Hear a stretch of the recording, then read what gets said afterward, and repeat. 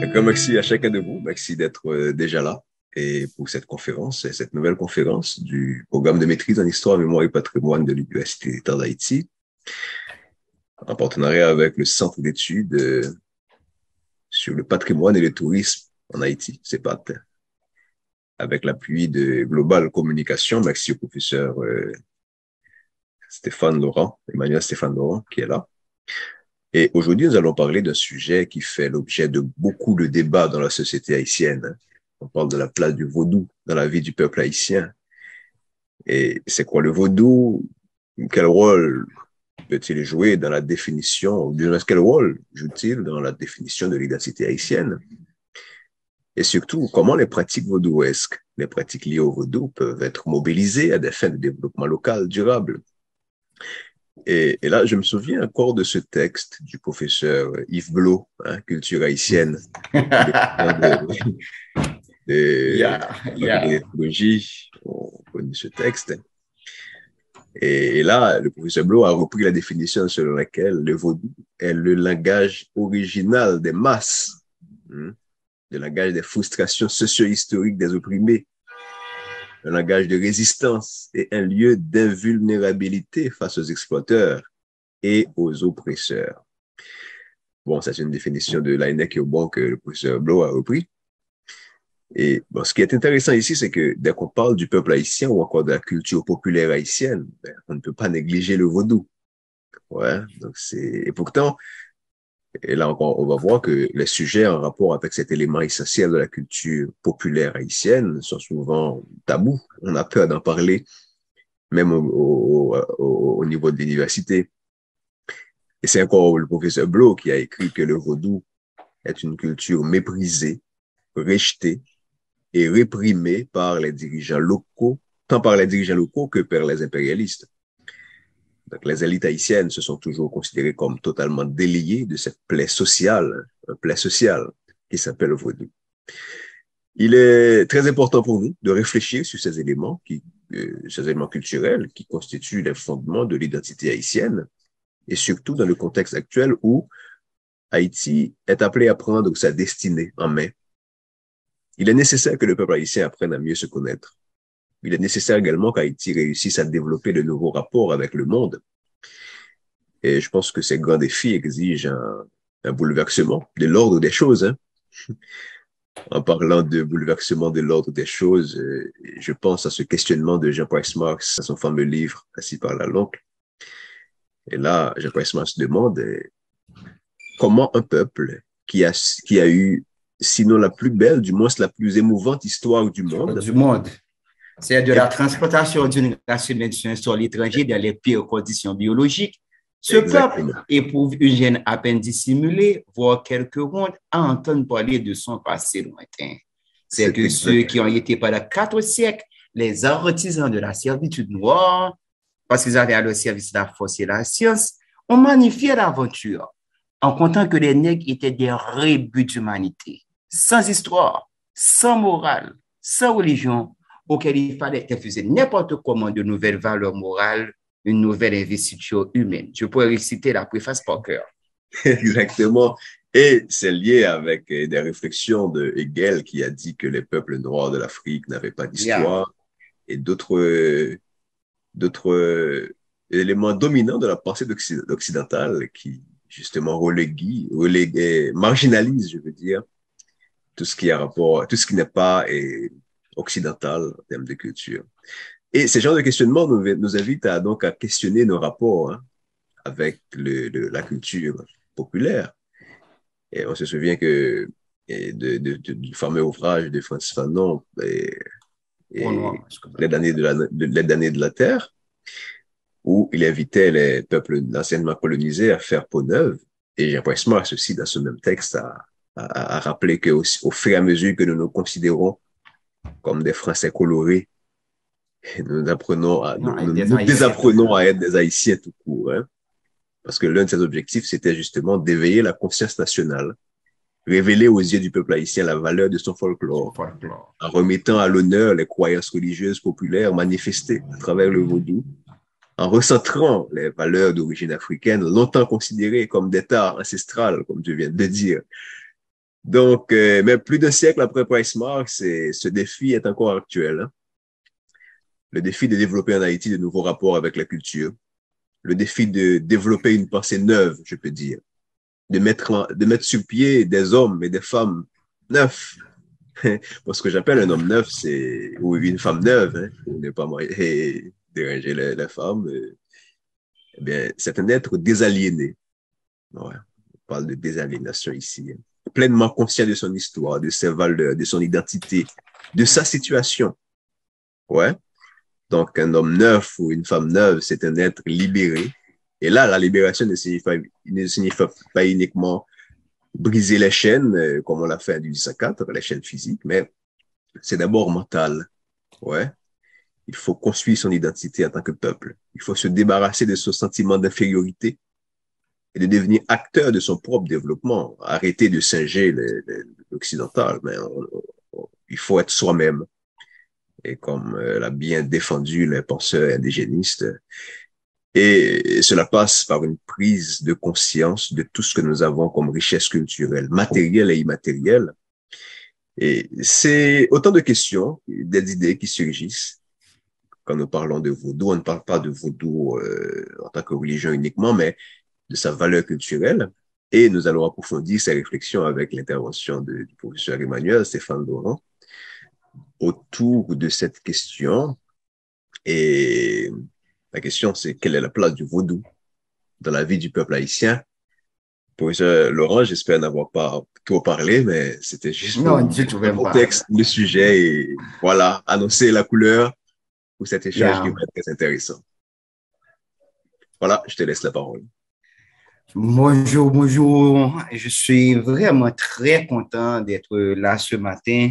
Je tiens à adresser des remerciements très spéciaux à Monsieur Jean-Claude, d'accord, Monsieur Michel Jean-Claude, de m'avoir lancé cette invitation-là. C'est pas la première fois que je participe à des activités de matinée universitaire, mais c'est pas la première fois que je suis intervenant. J'ai suivi les échanges que vous avez fait autour de la question de la mythologie, de la recherche et du mémoire. Je crois avoir suivi les interventions du doyen Jean-Mozart Ferron, du doyen Sandy Rose. Il y avait quelqu'un d'autre aussi dont le nom m'échappait. Ça, me participé au moins deux ou trois activités, non même quoi deux. Je tiens aussi à remercier toutes les personnes qui ont fait le sacrifice le nécessaire pour être avec nous ce matin. Mon intervention de ce matin, comme tu l'as dit, c'est quoi le vaudou? Je pourrais commencer par répondre à certaines questions avant de rentrer dans. On pourrait me servir de ça en guise d'introduction avant de rentrer directement dans ce que j'avais préparé comme plan d'exposé. C'est quoi le vaudou? Quel est son rôle dans l'identité haïtienne? Et quel est le rôle qui pourrait jouer dans le développement local et national? Je crois qu'il y a eu ces trois questions qui étaient déjà en gestation qu'avait déjà mobilisé M. Michel Jean-Claude. Donc, il y a le professeur Jean-Yves Blot. Alors, j'ai oublié de dire, je devrais préciser, je ne sais pas si tu as utilisé le support de cours directement que le professeur Jean-Yves Blot a donné à la faculté d'ethnologie, où tu t'es servi, M. Michel Jean-Claude, de la version numérisée qui existe sur Google. C'est qu'ils sont fait. C'est papier à même, document papier. J'ai repris mes notes. Je ne me souviens pas de quelle version, mais j'ai juste repris mes notes. Ah, OK. Parce qu'en fait, il y a une version numérisée de ce support de cours qui se trouve sur les classiques des sciences sociales. C'est moi qui ai pris l'initiative de parler à Jean-Marie Tremblay pour que ce document puisse se trouver sur les classiques des sciences sociales. Au départ, M. Tremblay n'était pas d'accord parce qu'il m'a dit que ce n'est qu'un support de cours, mais je lui ai convaincu de la pertinence, de l'importance du document. Donc, si on me tapait donc, vous allez trouver cette version numérisée du document des convaincus pour bail autorisation pour mettre sur les classiques des sciences sociales. Alors, et justement, pour citer Blot, il y a le professeur Jean-Yves Blot dans son support de cours culture haïtienne et qui a été élaboré à l'intention des étudiants et des étudiants de la faculté d'ethnologie qui dit que, et d'une manière générale, il y a deux façons de définir le vaudou, mais cela peut créer l'occasion de faire un débat tout à l'heure auquel je suis prêt à participer, je suis ouvert à la discussion. Pour le professeur Jean-Yves Blot, il y a deux façons de définir le vaudou. On peut définir le vaudou au sens strict, on peut définir le vaudou au sens large. bien que vous voyez que, comme tu l'as déjà fait, M. Michel Jean-Claude, il a repris une définition de Laënnec Cubon du vaudou qu'il a puisé dans le livre de Dieu dans le vaudou haïtien. Alors, pour le professeur Jean-Yves Blot, au sens strict, on peut définir le vaudou comme une religion, c'est-à-dire une dimension de la culture haïtienne. Donc, ce sera une religion à côté d'autres dimensions de la culture haïtienne, comme l'histoire, la littérature, l'oralité, le folklore, la religion et la magie, la langue, l'écriture, la médecine traditionnelle, etc., etc. Les dimensions de la culture sont abondantes et surabondantes. Et puis, au sens large, le vaudou peut être défini et comme quelque part comme la culture haïtienne. Alors, j'étais en train de noter tout à l'heure un brouillon de notes où, dans ce brouillon de notes, je disais effectivement que les vaudouisants, il y a une réticence. Moi, je fréquente des communautés de vaudouisants, particulièrement à la Koubadjo, à la Koussoukri et à Souvenance et d'autres communautés, des sociétés vaudou, par exemple, la société Siboney d'Aoubé. J'ai remarqué que les vaudouisants s'inscrivent aussi dans la thèse de doctorat du professeur Sandy Larose. Il y a une tendance, il y a une réticence chez les vaudouisants à considérer le vaudou seulement comme une religion.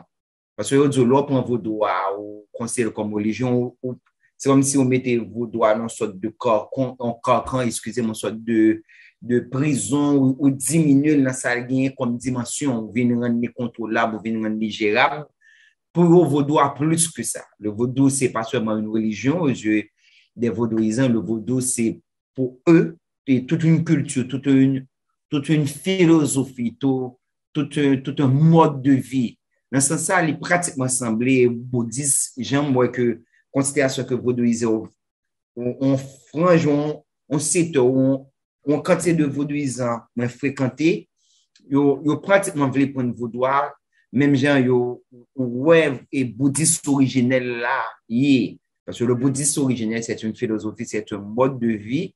Le fondateur, bon, semi-légendaire, semi-historique du bouddhisme, Siddhartha Gautama, dit Gautama Bouddha, parce que Siddhartha Gautama, qui est un président de la dynastie des Sakya, quand il a atteint l'illumination dessus de l'arbre de la Bodhi à Bodh Gaya, il est devenu le Gautama Bouddha, puisqu'il n'y a pas qu'un seul Bouddha, il y a son il y a Vajrayana, Padmasambhara. Ce sont aussi tous des Bouddhas, mais ils sont surtout du côté du Tibet et dans le lamaïsme là. Alors, pour revenir à ce que je disais, donc il y a une tendance, et chez les vaudouisants, parce qu'on entend toujours en fonction de ses expériences de terrain, et à conseiller le vaudou comme une philosophie, un mode de vie.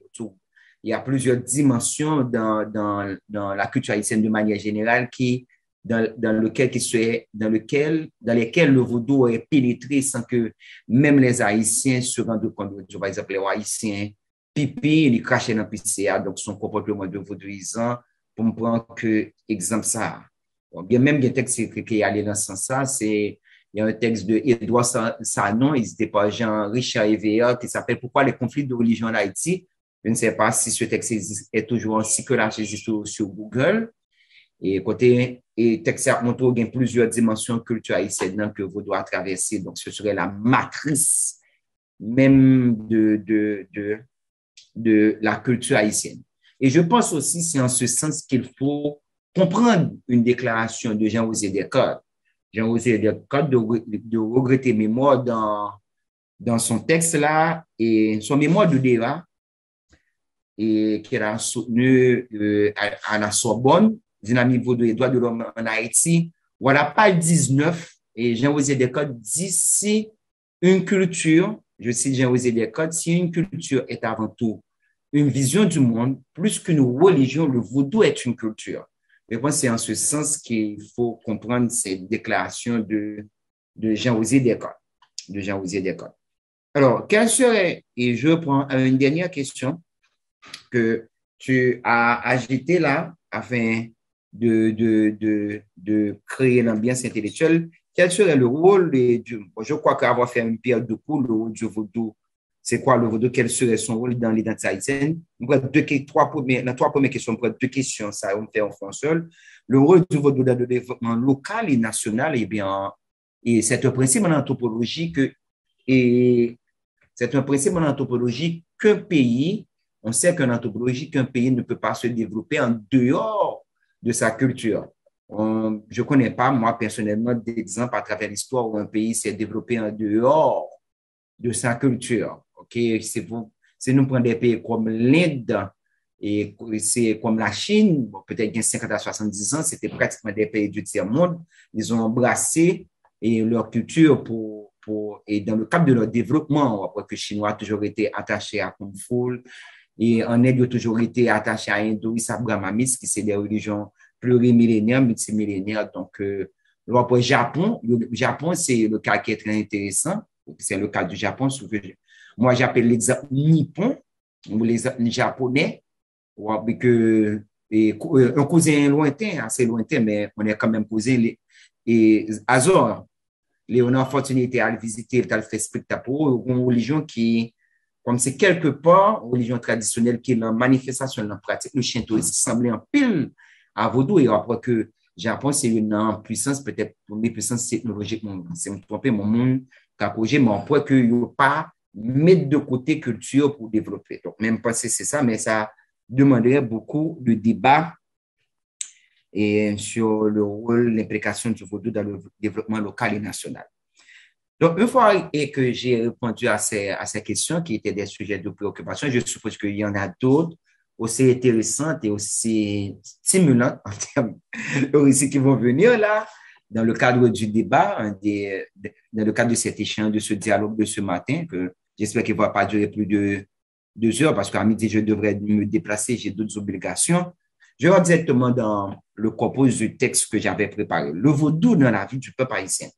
Alors, je commencerai par faire remarquer que les préjugés contre le vaudou et la peur même du vaudou, une peur que je pourrais dire qui est savamment transmise, hein, et quand j'utilise l'expression de peur savamment transmise, je reprends là, pas une phrase de moi, mais une phrase de Aimé Césaire d'un discours sur le colonialisme, un texte que je suppose que cet auditoire informé, éclairé, avec lequel je suis en train de discuter, connaît et a lu. Donc, les préjugés contre le vaudou et la peur même du vaudou, ils n'ont pas permis de chercher à comprendre et à cerner cette religion. Je veux parler intellectuellement, scientifiquement.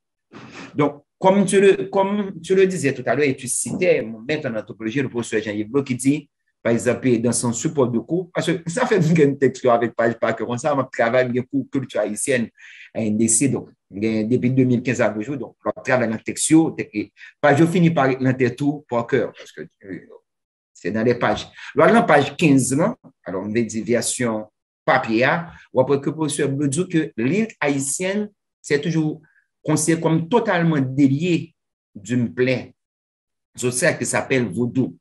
Donc, l'élève haïtienne, a toujours considéré que le vaudou, ça nuisait à sa réputation d'urbanité, ça nuisait à sa réputation d'intellectualité, si on peut dire ça.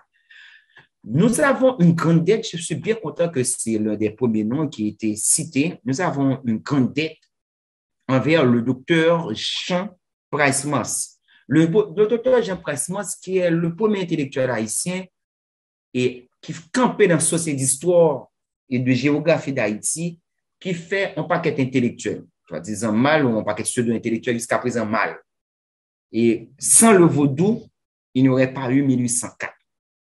Et ainsi par là, donc, il parle quand il fait référence au vaudou, au rôle qu'a joué le vaudou dans la révolution haïtienne, il parle du miracle de 1804. Docteur Jean Price-Moss d'ici. Donc, c'est à Price-Moss que nous devons pratiquement, et nous devons toute une reconnaissance d'avoir, si je peux me permettre d'utiliser cette expression, d'exorciser les démons qui enterrent le vaudou et d'avoir fait du vaudou un objet scientifique. Vous voyez que précisément ça a eu un fameux débat avec Jean Chrysostome de Saint-Ville dans une revue qui s'appelle Haïti médical et qui a reporté dans le chapitre 6, si j'ai mon mémoire ainsi par la langue, par exemple sur la nature de crise de possession dans le vaudou. Donc, en résumé, vous voyez que le docteur J. Saint-Ville, Jean Chrysostome de Saint-Ville, considère le vaudou comme une sorte de névrose collective, alors que Price Moss, si je résume toutes ces considérations, considère le vaudou comme un délire théomaniaque. Donc, vous voyez, le débat sur le vaudou comme objet scientifique a été quelque part bien esquissé par Price Moss, bien qu'il y avait déjà des travaux bien avant Price Moss sur le vaudou. Par exemple, il y avait les travaux de François Denis Légitime sur la vérité sur le vaudou, si j'ai bonne mémoire, qui est antérieur au livre d'Anténois Fumet, qui est de 1945. J'ai oublié l'année, mais ça me reviendra. Alors, à mes yeux, comme anthropologue, moi, je considère que Price Moss a pratiquement mis fin à un débat. Bon, ce débat peut être agité d'une autre manière, avec d'autres considérations, avec d'autres données des sciences humaines et sociales, particulièrement des sciences de la religion. Je veux parler, même si c'est la philosophie, je mets la philosophie dans le paquet. La philosophie n'est pas c'est un domaine de réflexion. Je veux dire la philosophie de la religion, la sociologie des religions, l'histoire des religions, la psychologie de la religion, la sociologie de la religion. Pour moi, Price Moss, quelque part, a mis fin à un débat depuis 1928. Et ce débat, est-ce que oui ou non le vaudou est une religion? Et bon, pour moi, c'est un débat que je trouve qui est un petit peu dépassé. Et je n'ai assez plus pratiquement d'intervention et à travers les médias, particulièrement la radio, la télévision, sur ce sujet-là. Bon, pour moi, ce débat est épuisé. Si le public n'est pas d'accord, nous avons toujours agité, d'accord? Précisément, quand vous allez au chapitre 2, les croyances populaires de Nancy Paul Lalonde, vous voyez que précisément, c'est justement ce débat. Donc, vous remarquez très clairement qu'il voit qu'il y a deux définitions de la religion, la définition cicéronienne, la définition durkheimienne, précisément, ce qui, en 1928, c'est quand même quelqu'un d'extraordinaire. Même quand on m'a dit comment c'était net mais après, moi, ce qui n'est pas gagné, qui fait travail à l'époque-là. Précisément, c'est pratiquement compte de tout ce qui se fait en sociologie à son époque, parce que et Durkheim avait publié son livre Les formes élémentaires de la vie religieuse en 1912. Bon, comme Price Moss s'est voyagé, il est allé en France, tout, il est allé étudier médecine, et puis c'est pas l'étudier médecine, il est allé prendre des cours et d'ethnologie à l'Institut d'ethnologie de Paris. On comprend, on sait peut-être par le fait qu'il use voyager que ça a été possible. Mais voyez que Price Moss, ça rejetant la définition cyronienne qui définit la religion en fonction de ses origines étymologiques, religare qui veut dire relier, unir, reléguer qui veut dire respecter, n'est-ce pas? Bon, il y a une étymologie qui est déjà douteuse.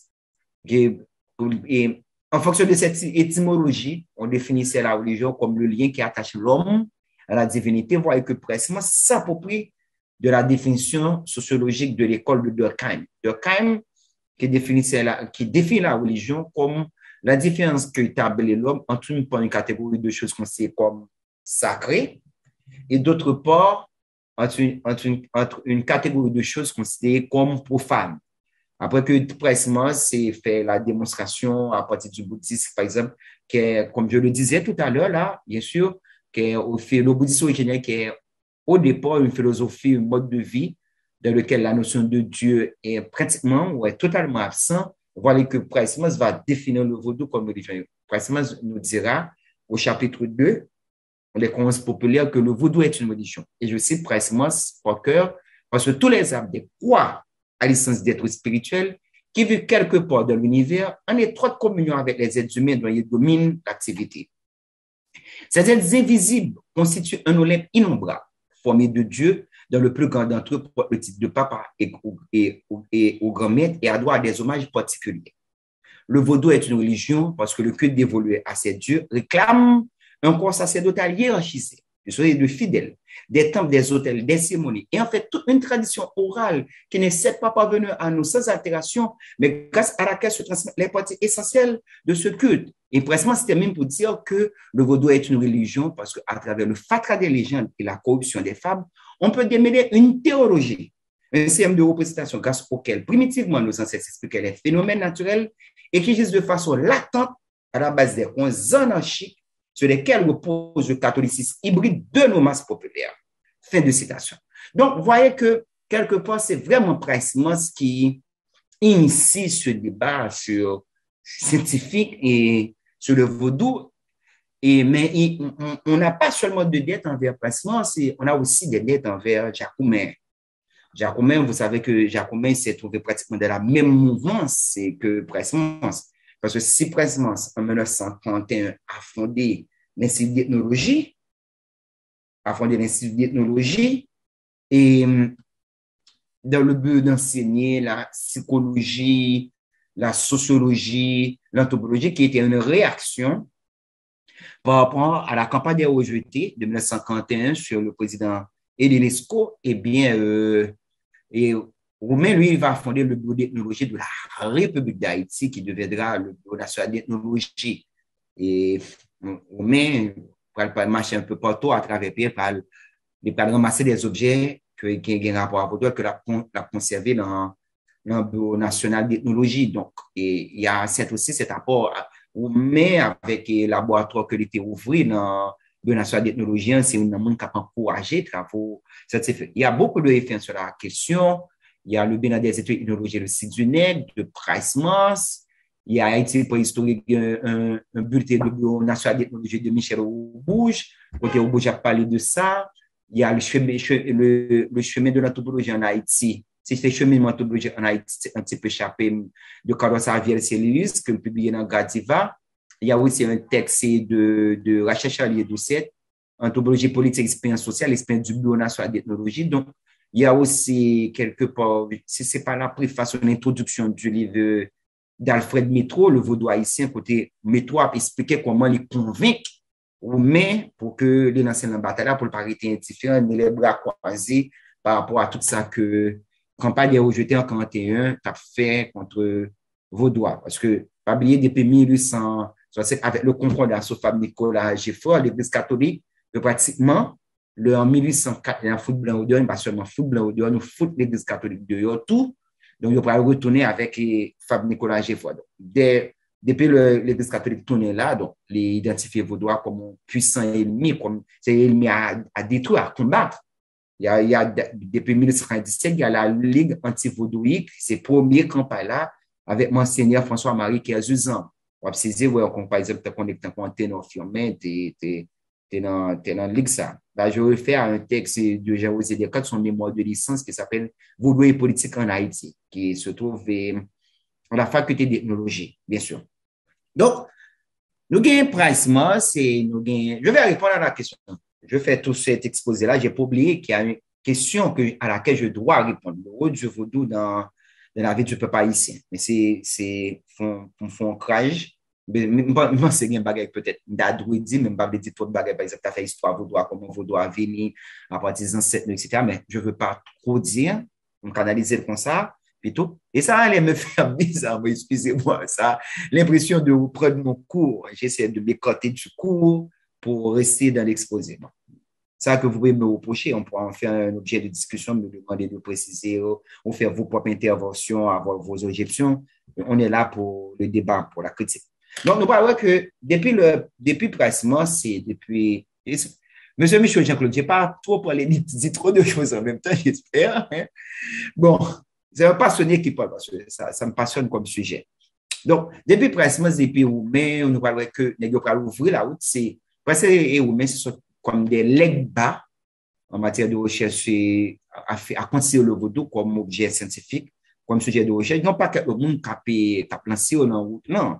Vous allez avoir, et Milo Ego, des ministres de Ribo, qui vont être un livre extraordinaire, jusqu'à présent, qui est très important, mais mon ami de regretter mémoire, Boudja, c'est le premier monde qui était demandé pour me lire ça.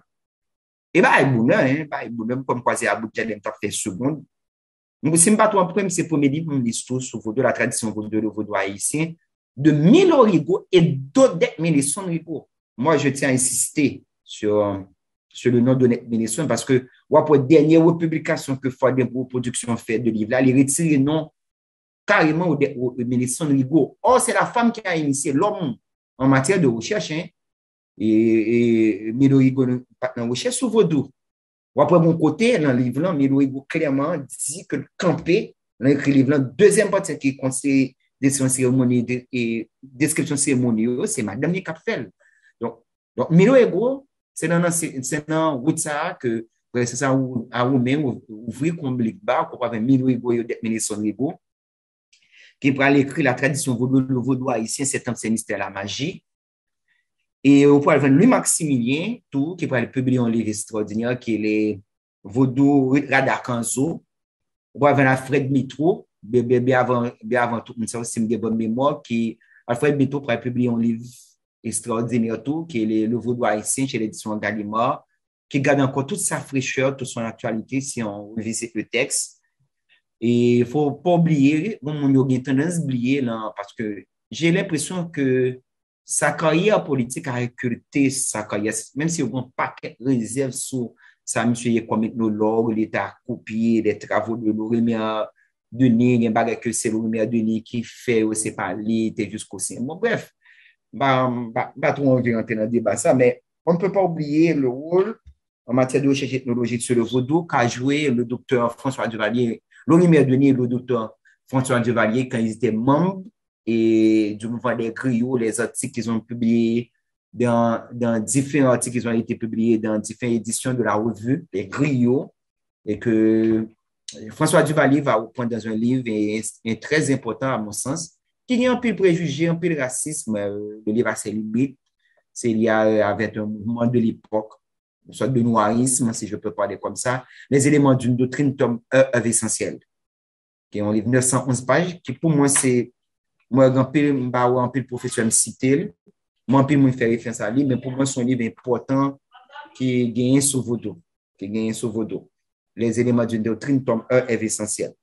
Donc, ça va permettre que même tout l'autre chercheur moderne, par exemple, on ne peut pas parler de recherche sur le Vaudou sans ne pas citer le fameux nom de Lionel Curbon, qui est un ancien prêtre qui est devenu chercheur, qui est conseillé comme l'un des plus grands spécialistes du Vaudou avec son bon. Lionel Curbon, que peut-être livre que plus c'est lui de Lionel Curbon qui c'est Dieu dans le Vaudou haïtien, on voit l'autre monde qui a venu, tout, qui n'est pas forcément des formations sur le genre d'anthropologie. Moi, un peu le texte, c'est de ma feu, je me permets de dire, de féminiser le mot, je m'arrête ce doigt, de ma feu amie, mais c'est Fogarguignan, d'Idéita, qui a écrit la légende des rois du vaudou haïtien.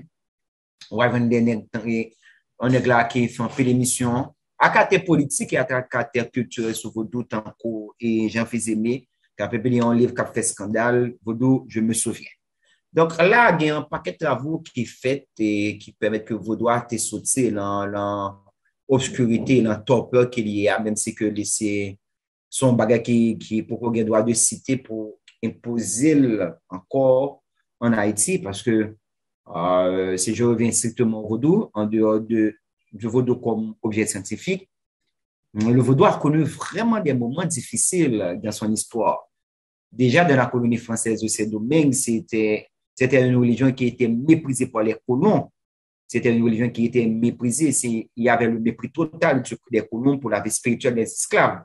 Et là, on ne peut pas oublier tout le poids politique qu'a joué le Code noir, particulièrement ces articles 2 et 3, le Code noir, dans ces articles 2 et 3 qui stipulent que tous les esclaves qui sont organisés sont baptisés instruits de la religion catholique et romaine. C'est l'article 2, l'article 3 qui stipule que toutes les religions qui se trouvent dans l'île ont été interdites, sauf la catholique apostolique et romaine. Et qu'on a eu l'obligation depuis esclaves la mi-pied dans la colonie pour pas quitter 8 jours passés, l'obligé de baptiser dans la religion catholique sous peine d'amende. Et là, ça explique le syncrétisme catholique au vaudou, parce que dans la colonisation française de ces domaines, avec le rapport de force qui est en défaveur des esclaves, et les esclaves Bleu l'explique très bien dans son support de cours et culture haïtienne, et notamment la page 2 et 3, il explique 1, 2, 3 comment c'est créé ce syncrétisme catholique au vaudou. Parce que l'esclave là, comme le autant fait c'est pratiquement en nuit, n'est-ce pas? Et son liberté, une liberté spirituelle religieuse, c'est à l'église les dimanches. Donc, à travers ces pratiques religieuses des colons, ils ont développé des stratégies, ils ont créé des stratégies pour pour continuer la pratique de leur religion ancestrale. C'est ce qui va expliquer. Bon, on sait que c'est actuellement très discuté. Mais on est comme si on gros militant vaudou, c'est ce qu'il est. Bilolo Congo, gros militant vaudou. Par exemple, Bilolo Congo a parlé plus tard, retiré question, et conseil comme héritage colonial de questions saint à loi, en dans vaudois. Bon, il n'est pas le seul, il est peut-être une des figures la plus prominente qui a agi de ce débat, mais il y a un pile monde dans le secteur vaudois qui a parlé sur ça, le fait tout que, et puis il faut faire vaudou, fête catholique aussi en même temps des fêtes vaudou, donc la question des syncrétiques. Comme j'avais énoncé tout à l'heure, il y a aussi, on ne peut pas oublier dans cette histoire difficile du vaudou, le rôle qu'a joué le Concordat de 1860, c'est pas 1860, alors je crois de 1860, et ses conséquences, comme je l'avais évoqué sur la culture populaire, que je ne voudrais pas reprendre, on pourrait toujours reprendre un débat. J'avais évoqué aussi tout à l'heure la campagne des rejetés, la campagne des rejetés sur Elisco, qui est peut-être un des coups les plus rudes et les plus durs que le vaudou a connu à travers son histoire. Il y a aussi le déchoucage de 1986, et Rachel Beauvoir peut écrire un livre important sur la question du déchoucage de 1986, qui est Savaloui, qui c'est et que pendant les déchoucage, il profité en pile, on prend radio, tant que radio lumière, il profité en pile pour exciter mon parce que tu fait pratiquement une équation que ma côte égale vaudouisant, ma côte égale Ougan, ma côte égale Mambo, donc là, ça a été assez difficile. On ne peut pas oublier aussi, alors un petit moment, je vais dans mes boulots de notes, je l'avais noté que en janvier 2010, après le tremblement de terre en Haïti, il y a eu beaucoup d'attaques verbales et physiques qui ont été menées contre les pratiquants du vaudou en Haïti. Alors, on les avait tenus comme responsables de la catastrophe naturelle. Et puis, il faudrait même ajouter dans cette logique-là que lorsqu'il y a eu l'épidémie de choléra qui en a suivi, plusieurs prêtres vaudous ont été lynchés par des foules. On les avait reproché de propager la maladie.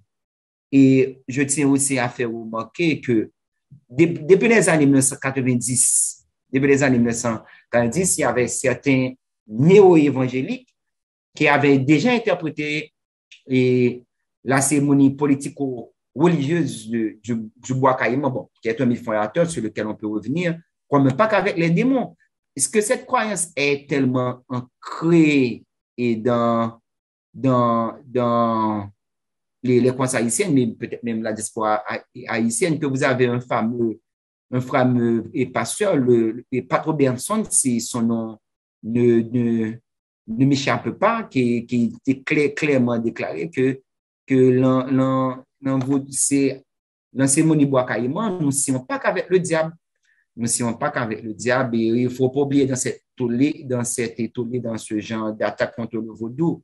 Et la fameuse campagne Jézabel de Grégory Toussaint, qui t'a fait à différents sur ceci, cela, c'est pas bon. Bon, bref. En tout cas. Bon, une fois tout cela dit, quel est donc le rôle de vaudou dans la vie du peuple haïtien? Une fois que j'ai fait cet exposé-là, je tiens à répondre à cette question parce que je suppose que je parle longtemps. Je voudrais laisser la place au débat.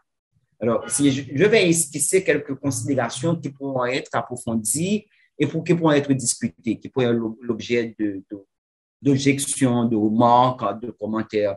On n'est pas obligé d'être d'accord parce que c'est ça l'université. C'est le champ du débat par excellence, c'est du débat contradictoire, le débat contradictoire à partir duquel que jaillit la lumière. Alors, quelques considérations sur le rôle joué par le vaudou dans la vie du peuple haïtien. Alors, une première considération, un petit moment, je vais dans mon bouillon de notes. Remarquez que le vaudou représente pour la plupart des Haïtiens le symbole même de la révolution des esclaves. Et bon, en fait, je ne crois pas que cette considération soit une considération qui me soit propre, mais une considération que je tire des enseignements, même que j'ai reçu de mes cours de ce que j'ai pu lire, des constats que j'ai pu faire, d'accord? Parce que là, il ne faut jamais oublier de cette logique-là, le rôle fondateur de la cérémonie du bois caïman. Et il y a Ambroise Dorino Gabriel qui a écrit un livre très important qui s'appelle La cérémonie du vaudou et son rôle dans les luttes politiques, religieuses et identitaires du peuple haïtien. Côté lui montre, bon, il n'est pas le seul à le faire, le professeur Jean-Yves l'a fait aussi sur support de culture haïtienne, que à ces domaines, et ça on le sait, à ces domaines, la religion catholique apostolique et romaine a été le support idéologique de la colonisation et de l'esclavage. Donc, caution idéologique de la colonisation et de l'esclavage, c'est la religion catholique apostolique et romaine. Donc, nos ancêtres, nos ancêtres qu'on avait réduits en esclaves, nos ancêtres africains n'allaient jamais se retrouver dans cette spiritualité-là pour mener le combat de la guerre de l'indépendance haïtienne. D'accord? Donc, il y avait d'une part la religion, si je peux dire ça, grosso modo des colons blancs, et d'autre part, et la religion et la culture des esclaves. Vous allez voir que le vaudou, finalement, c'est pratiquement une, comme des cas dit ça, c'est, on va pas dire addition, on va pas dire, et je blende de tout, mais c'est pratiquement un mélange, c'était, bon, je suis des termes typiquement obligé, un mélange, un métissage culturel de plusieurs cultes d'Africains d'horizons différents. C'est vrai que les Daoméens, qu'on pourrait appeler actuellement les Béninois, ils ont un rôle fondamental, ils ont l'obédience, parce que quand vous menez le vaudou en Afrique, principalement ces bases, c'est le Bénin, autrefois Dahomey, vous avez l'Angola, le Togo, le Nigeria et le Congo. Ouais, il y a le Congo, parce que c'est pas trop longtemps qu'on a commencé à prendre conscience du rôle et du rite Congo ou des apports Congo dans le vaudou que vous particulièrement retrouvez dans le Nord. Parce que là, après une initiation dans le Nord, il commençait pour la vie qui fait sur le Congo. Et justement, même si il était toujours connu trois rythmes dans le vaudou qui c'est Ricada, le Congo et le Petro. Bon, par exemple, qui était dit courir, bon, bref, on va pas tout dire. Donc, en réaction à cette culture des colons blancs, les esclaves ont créé leur propre culture, leur propre univers spirituel. Et je pense que pour avoir des débats historiques, sur le rôle mythique, etc., mais moi, à mes yeux, je trouve que Boukman a pratiquement joué le même rôle en matière d'histoire haïtienne, de révolution haïtienne ou de culture haïtienne que Moïse, de la même façon que les Hébreux avaient besoin de Moïse pour les sortir de l'Égypte. Bon, on connaît l'histoire, ça, c'est une histoire fabriquée, inventée. Bref, mais c'est pas le lieu du débat. Je prends l'épopée biblique pour ce qu'elle est. Donc, de la même façon, on avait besoin d'un Boukman, et bien avant Boukman, de François Macandal pour sortir nos ancêtres et de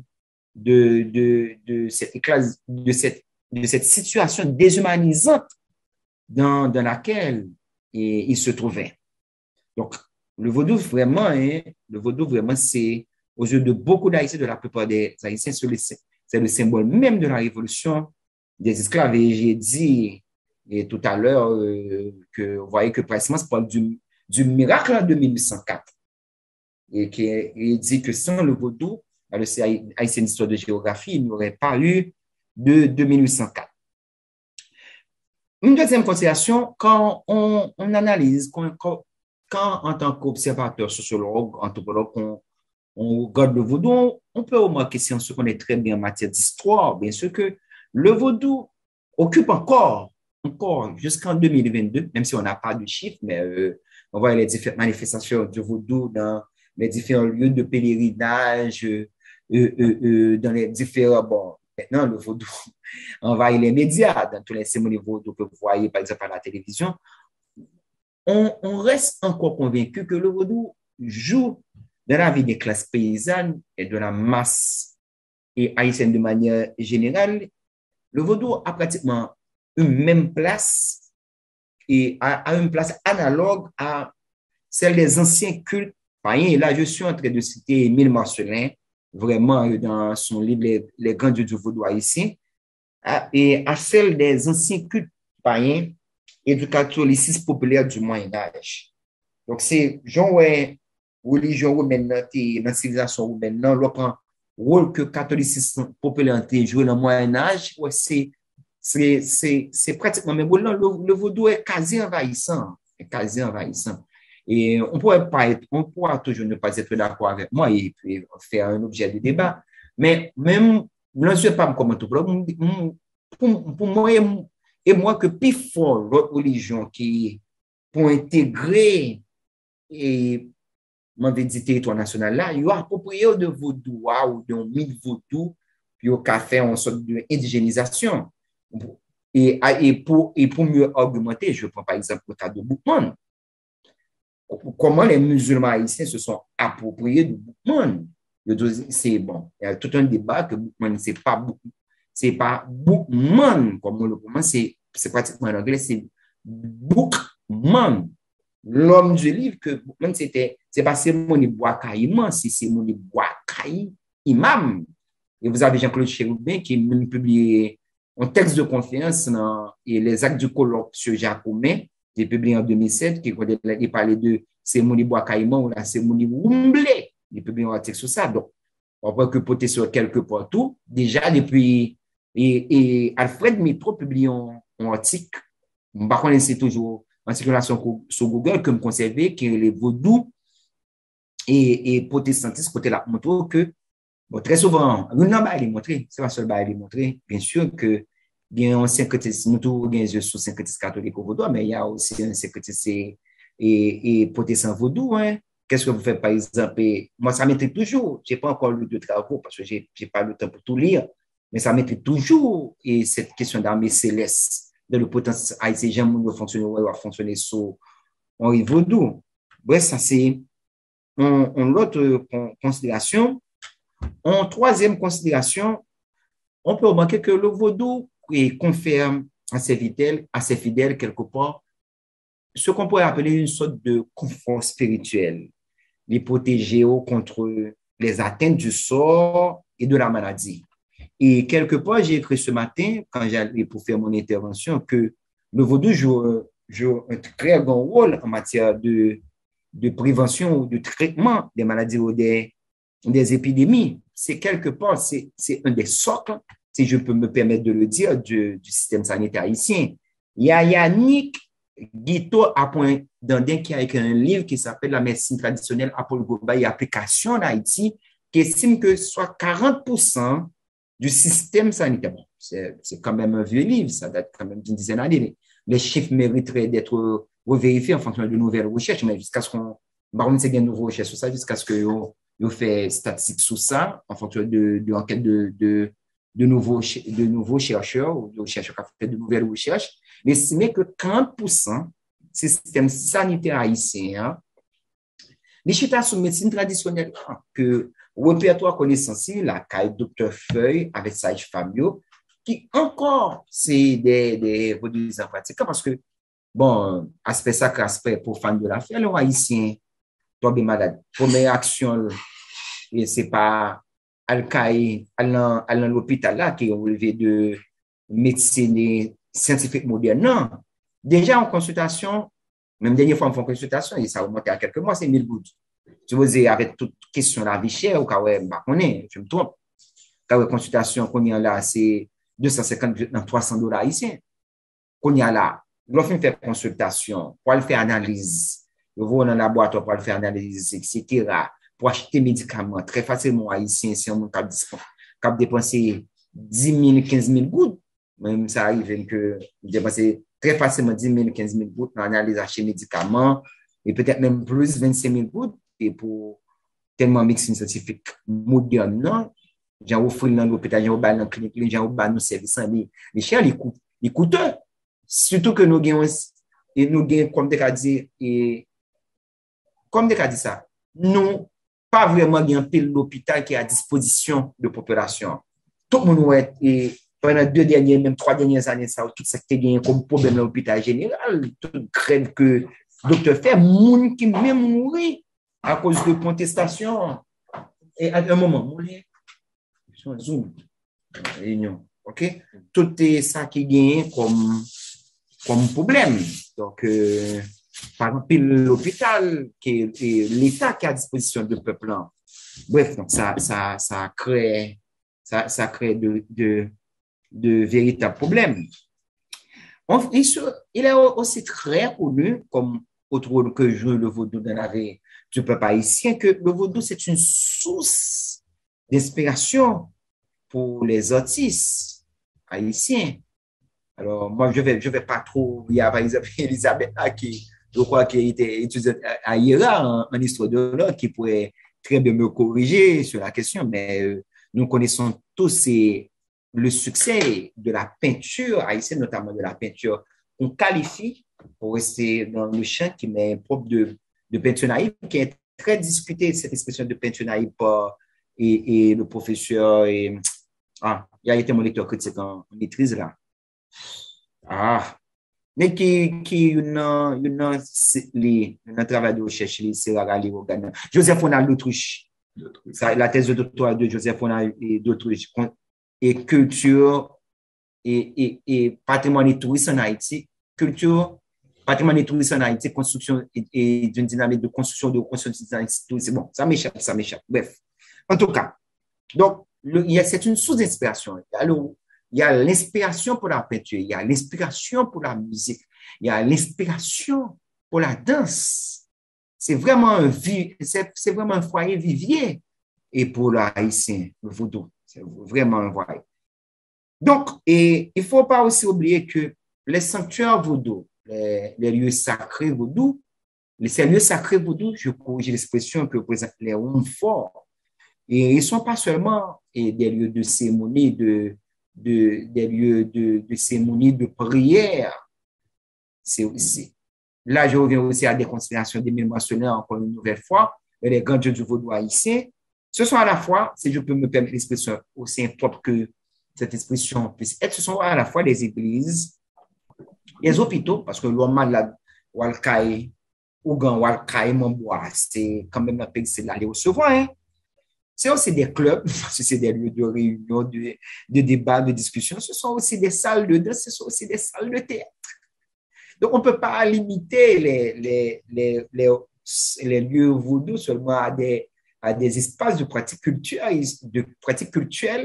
Donc, ils sont aussi des espaces de création, de convivialité, même de sociabilité, si je peux employer cette expression pour montrer encore le rôle que joue le vaudou dans la vie du peuple haïtien. Une dernière considération, parce que je pense que j'ai beaucoup dit, et j'ai mis l'accent tout à l'heure sur les lieux sacrés, mais il faudrait aussi mettre un accent sur le rôle du Ougan et de la Mambo. Le Ougan qu'on peut conseiller, c'est quand même une approche sacrée, mais c'est pas grave, on pourra toujours discuter. Le Ougan qu'on pourrait considérer comme un prêtre de la religion vaudou, et la Mambo qu'on pourrait considérer comme une prêtresse dans la religion vaudou. Ils sont pas seulement bon, je vais utiliser une expression que je pense qui est correcte. Ils ne sont pas seulement des administrateurs du sacré, les Ougan et les Mambo. Ils sont aussi des conseillers, ils sont aussi des guérisseurs, ils sont aussi des juges, si je peux me permettre d'utiliser cette expression. Conseiller, il y a un paquet de décisions que Mounio voulait prendre, c'est côté Mambois, c'est côté Ougan, y aller. Il y a des conflits qui existent dans certains lacs entre certaines familles. Donc, le Ougan intervient, posséder ou pas posséder pour la loi, que le fait semblant ou pas, c'est pas là la question, et que les tranchées conflits, il y a une bataille qui existe entre certaines familles ou certaines familles, bah là, prescrire le senti Dieu, senti sang, c'est le Ougan qui intervient et qui met de l'ordre, qui tranche. Bon, depuis Ougan fait parler, question de respect pour les anciens, et respect que nous tenons, qui est un héritage africain. Il y a le texte de la sœur de Georges Michel, Claudine Michel, c'est éducatif et du vaudou haïtien. Donc là, Mono, c'est quand même un ancien qui parle. Il est dépositaire de savoir, il est en contact avec les lois, les esprits qu'on aime à la fois dans le vaudou concret, ce sentiment d'ambivalence, Moi qui n'ai pas pour vaudou qu'on trouve aussi dans toutes les religions, d'ailleurs. D'accord? Donc, quand même, c'est l'Ogan, la Mambo qui parle, hein? Donc, mollo, mollo. Donc, on ne va pas continuer à se chimailler, à se battre. Donc, il tranche, et l'homme a la tout, contrairement à médecine. Bon, par contre, c'est après ça, on va le critiquer sur lui, mais nous connaissons que, il y a un artiste, Maman Moui, dans la cité tout à l'heure, et Maman Moui parce que Maman te manqué $1000. Comment on dit Woodboy? C'est une bonne mémoire. On dit Woodboy, excusez-moi, il y a un spectacle, d'accord? Et puis, il y a une urgence pour mener maman l'hôpital. Comment maman te manqué un cob et ou pas qu'à faire Woody pour ta bail cob là, maman Woody Woodboy mourir dans des circonstances tragiques que l'on connaît. Mais l'arrivée, bon, je m'excuse, mais c'est la réalité. L'arrivée, sous malade ou tomber malade, l'arrivée dans le pays, c'est la première bagarre que vous gagnez, mon beau, après le monde, j'ai pas dit bon, pour avoir un débat sur ce que c'est, ce qu'est le boko dans la culture populaire, dans la culture haïtienne. Et par le monde, quoi, il filtre tout le guerrier, il met sous paix, et parfois, on parle un peu bail. Vous n'avez pas de dette à payer, vous n'avez pas de redevance. Je me permets de citer un ami, parce que c'est mon ami personnel. Il y a mon Calonge qui c'est Ougan Akin. N'importe traitement, parce que je dois prendre en fonction de disponibilité, n'importe traitement, loi la radar la servir, n'importe traitement, il fait pour n'importe maladie ou n'importe salbo comme soin sanitaire, il n'y a pas de droit toucher dans le monde plus que 17 centimes. Il y a des gens qui disent que mon Calonge confirme, bon comme pas confirme, bon comme information. Il y a des gens qui fait traitement pour eux, ils veulent $10,000 américains, $15,000 américains, $20,000 américains. Ils disent à lâcher des bagages, fait la quoi cadeau. Parce que pouvoir de guérison que le roi a bali, pouvoir de traitement, connaissance pour traiter les maladies naturelles et surnaturelles, et il n'y a pas de droit, parce que le roi dit, je gère ça, et puis il même gérer tout le bagage. Et pour lui, si on a l'école, c'est si on a l'école, bon, c'est ce qu'il me dit, hein. On n'est pas dit, est-ce qu'il vérifie ça? Si on a l'école, c'est ouais, si on a l'école, si on a l'université, c'est ouais, machine, c'est comme ça, ouais, arriver dans la cour, Kala, c'est comme ça, ouais, Kala, et bâti, Kala construit, il n'a rien à faire que, il n'est pas de droit toucher l'argent, il n'est pas de droit manger l'argent dans le même monde, il n'est pas de droit toucher, si vous voulez. Donc, voilà, et à mes yeux, comme anthropologue, en fonction de mes observations, de mes enquêtes ethnologiques de terrain, en fonction de mes lectures, en fonction de la formation que j'ai reçue, le rôle que je vois que le vaudou joue dans la vie du peuple haïtien. Vous pourrez toujours ne pas être d'accord avec moi. Là, je suis invité dans un espace académique, dans un espace universitaire, dans un espace intellectuel. On pourra toujours discuter des considérations en restant dans le respect et la discipline. Merci, c'est tout ce que je voulais faire comme intervention et donner au cours de ma communication. Voilà. Merci beaucoup, Stéphane. C'est très édifiant comme intervention. Alors, ça va être un moment d'échange et les personnes qui souhaitent intervenir, faire des commentaires et poser des questions, réagir. N'oubliez pas, le titre de l'activité, c'est une conférence débat. Conférence débat du programme de maîtrise en histoire, mémoire et patrimoine de l'UEH. Je salue tous les étudiants du programme qui sont là. Je ne vais pas citer des noms, mais ils sont nombreux. Et aussi le centre d'études sur le tourisme et le patrimoine, CEPAT. Et bon, en attendant l'intervention. Bref, j'ai oublié de saluer ces deux programmes qui m'ont déjà reçu parce qu'il y a eu la coupure là, de la panne, ouais. À cause de la panne, bon, pas de la panne, de faute d'électricité. Exactement. On passer une vecteur, on va remonter automatiquement. Yeah. Donc, puis avec M. Jean-René Gussave qui m'a reçu tout récemment et dans le CEPAT, j'ai fait une conférence pour lui sur la zombification, la culture et le droit. C'était toujours dans le même cadre de cette coopération avec le programme d'histoire, mémoire et patrimoine. Chapeau bas. Excellent. Et puis avec l'appui technique de la Global Communication, et là, je salue la présence de Wisnik Panier qui est là. Oui, Wisnik Panier que j'ai suivi. Bons amis, anciens amis Fedor. Parfait. Alors, on a déjà quelques demandes d'intervention, mais juste avant, je vais laisser la parole à Elisabeth Farah-Hippolyte tout à l'heure. Bon, il y a quelques points que j'ai soulignés, parce qu'il faut dire que j'ai de nombreuses fiches. Hein. Bon, les universitaires sont comme ça. Hein. Et après, alors, il y a quelques questions. Je ne vais pas tout mentionner tout de suite. Au fur et à mesure des échanges, je vais venir avec mes différentes remarques et questions, les préoccupations. Il y a des points sur lesquels je suis totalement d'accord, mais il y a des réserves aussi par rapport à certains points.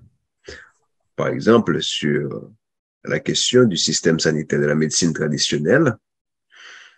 Et il faudrait à un certain moment qu'on ait une réflexion sur une nécessité de complémentarité entre la médecine traditionnelle et la médecine scientifique. Est-ce que est-ce que la limite, comment consistent les limites de la médecine traditionnelle? Qu'est-ce qu'il faut pour qu'il y ait un système sanitaire qui prend en compte, qui ne rejette pas la médecine traditionnelle, comme c'est fait suivant le modèle occidental, parce que tout ce qui n'est pas occidental est considéré comme du folklore et à rejeter, marginalisé. Mais en même temps, comment exploiter aussi les avancées scientifiques dans le domaine de la médecine. Hein? Donc, il y a un enjeu ici, le risque de faire une nette décantation entre deux systèmes, comme si on rejette la médecine scientifique la médecine traditionnelle, ou du moins on rejette la médecine traditionnelle. Comment? Mais ça, c'est une question politique au niveau de l'État, hein, pour qu'on puisse réussir avec l'aide, bien sûr, des recherches scientifiques, pour voir comment concilier les deux et pour avoir un système sanitaire adéquat. Bon, ça c'est... Et bon, on va réagir là-dessus, mais puisque c'est moi au départ et toi qui passes, Stéphane, on va laisser à Elisabeth et Farah Hippolyte la chance d'intervenir, et puis après on pourrait... Oui. Bien sûr. Et Elisabeth, tu peux ouvrir le micro. Oui. Et Bonjour, je te laisse la parole. Bonjour, cher professeur Lhomme. C'est un plaisir pour moi de vous écouter ce matin. Et alors, j'ai bien aimé l'approche que vous avez faite au début de dire que le vaudou, c'était au départ plus qu'une religion, mais qu'on a finalement réduit à une religion. C'était une façon de vivre. Ça englobait tout, quoi. Et en fait, par rapport à ça, je me demandais, est-ce que l'oralité qu'il y a dans le vaudou, est-ce un aspect incontournable? Lorsqu'on connaît l'origine du vaudou, que c'était caché, c'était occulte, qu'il fallait se cacher des colons, etc. Lorsqu'on en connaît l'origine, on comprend pourquoi il y avait cette oralité et la nécessité de ne pas écrire. Mais maintenant, et que ce n'est plus vraiment le cas, est-ce que l'oralité doit rester comme un aspect incontournable du vaudou? Est-ce que c'est nécessaire de garder cette oralité? Parce qu'au final, est-ce que cette oralité, c'est pas ce qui empêche le vaudou d'évoluer et de se faire comprendre, de se faire accepter? Parce qu'on a du mal à accepter ce qu'on ne peut pas très bien appréhender, ce qu'on ne peut pas vraiment comprendre. Et comme on n'a pas tous l'occasion d'aller dans les péristyle ou bien de s'en approcher, de savoir ce qui se passe, etc. Donc, ça fait peur. Tout ce qu'on ne connaît pas fait un peu peur. Donc, c'était surtout là ma question. OK. Et on peut essayer des questions, sinon je réponds au fur et à mesure des réactions. Oui, parce que finalement, M. Michel, j'ai pas eu le temps de visionner la vidéo, j'étais trop pris. Parfait. Alors, ce que je dis, c'est que les personnes, en fait, on ne peut pas ouvrir les micros, mais les personnes qui souhaitent intervenir peuvent juste lever la main et là, on va leur donner la possibilité d'ouvrir les micros parce que quand tout le monde ouvre son micro en même temps, ça crée parfois des soucis. Oui, ça. Donc, vous pouvez soit poser la question dans le chat ou lever la main. Donc, je vais commencer par réagir à la question de Elisabeth Farah. Même pas dans la logique des femmes d'abord là, mais c'est discrimination positive. Comme vous levé la main avant et puis je répondrai à votre souci et puis je suppose que les autres questions vont venir. Parfait. D'accord? Bon, je commence par réagir par rapport avec Elisabeth qui a parlé de la question de l'oralité dans le vaudou. Alors, il y a, parce que je suis quand même un intellectuel, un scientifique, je vais parler en fonction de référence. Il y a celui qui a écrit l'Église d'Haïti à l'aube du 3e millénaire, c'est de théologie pratique et de sociologie religieuse. Il est mort. Permission Léristan fait remarquer dans son livre l'Église d'Haïti à l'aube du 3e millénaire, et c'est de sociologie pratique et de théologie. Et c'est de théologie pratique et de sociologie religieuse que quelque part, en sociologie de la religion, il y a deux catégories de religion. D'une part, il y a les religions du livre et d'autre part, il y a les religions traditionnelles. Quand je parle de religions du livre, les religions du livre sont des religions dont un des axes majeurs qui ont comme base un texte sacré. C'est par exemple le cas du christianisme avec la Bible, c'est le cas de l'islam avec le Coran, c'est le cas du judaïsme avec le Talmud et la Torah, les deux Torah, la Torah Shebéat et la Torah Shebekitav. C'est le cas aussi. Bon, le bouddhisme n'est pas religion du livre, mais qui a un texte de référence, le bouddhisme, avec le Mahavagga, le Mahavagga.